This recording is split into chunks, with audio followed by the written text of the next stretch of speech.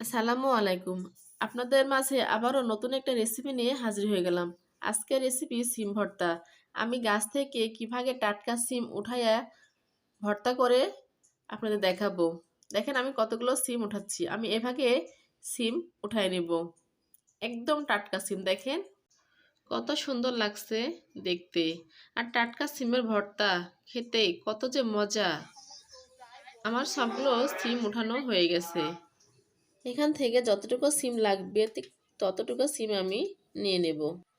সিমের দুই সাইডে যে শিট থাকে সেটা আমি ফেলিয়ে দেব, দিয়ে মাঝখান দিয়ে কেটে নেব, দিয়ে দেখব ভিতরে কোনো পোকা আছে কিনা।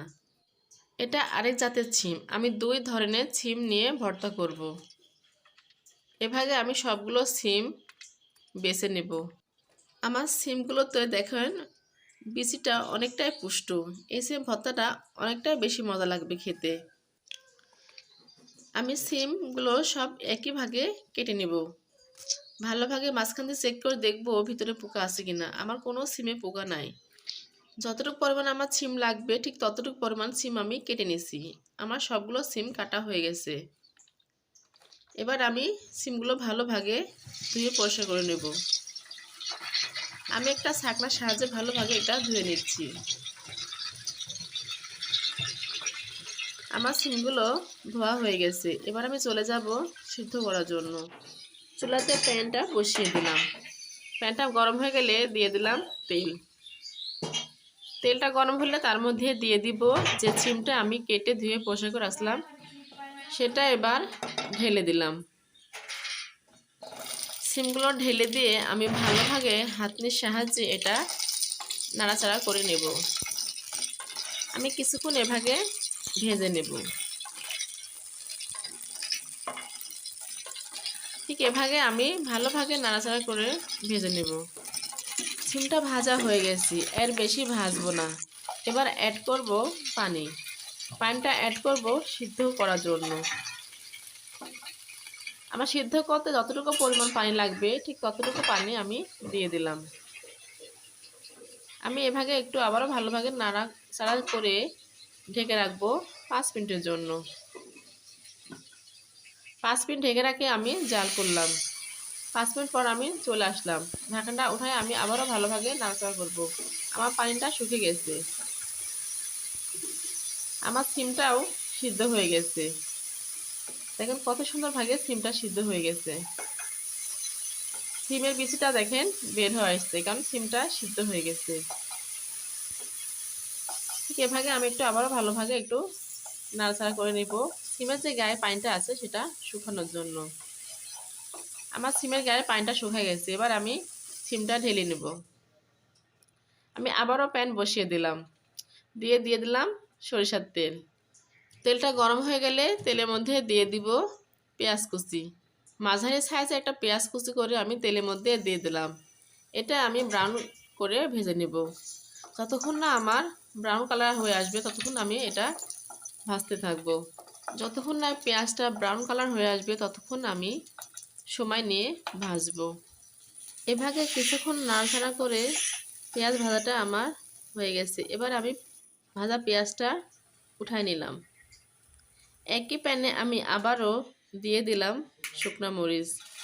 আমি 7-8টা শুকনা মরিচ এখানে দিয়ে ভালোভাবে ভেজে নেব। আমার যতটুকু সময় লাগবে মরিচগুলো ভাজতে ঠিক ততটুকু সময় দিয়ে আমি মরিচগুলো ভালোভাবে এটা ভেজে নেব। আমার মরিচটা প্রায় ভাজা হয়ে আসছে। সবগুলো মরিচ আমি উঠে নিলাম।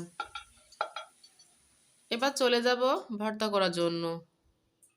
আমি মরিচগুলো নিয়ে ওর মধ্যে দিয়ে দিলাম স্বাদ মতো লবণ, দিয়ে আমি হাতের সাহায্যে এটা ভালোভাবে মেখে নেব। ঠিক এভাবে আমি ভাগে হাতের সাহায্যে মাখানো হয়ে গেলে আমি এর মধ্যে অ্যাড করব কাঁচা পেঁয়াজ। আমি 2টা মাঝারি সাইজের কাঁচা পেঁয়াজ কুচি করে কেটে রাখছিলাম সেটা দিয়ে দিলাম। দিয়ে আমি আবারও ভালোভাবে এটা মেখে নেব।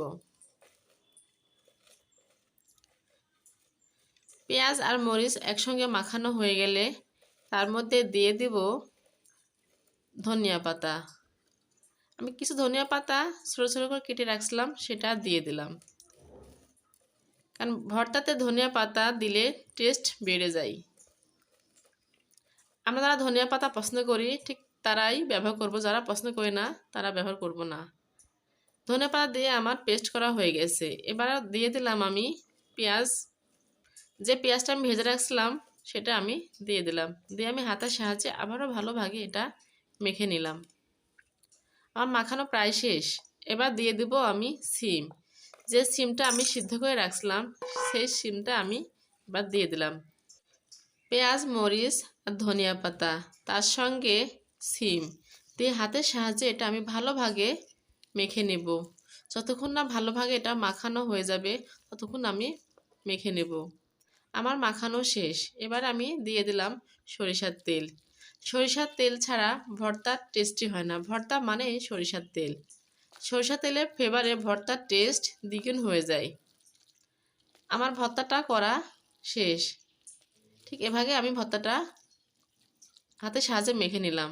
এবার আমি চলে গেলাম পরিবেশনের জন্য। আমি ভর্তাটা পরিবেশন করলাম। আমি একটা শুকনো মরিচ দিয়ে ভর্তা পরিবেশন করলাম। ঠিক এভাবে আমি ভর্তার রেসিপিটা তৈরি করলাম।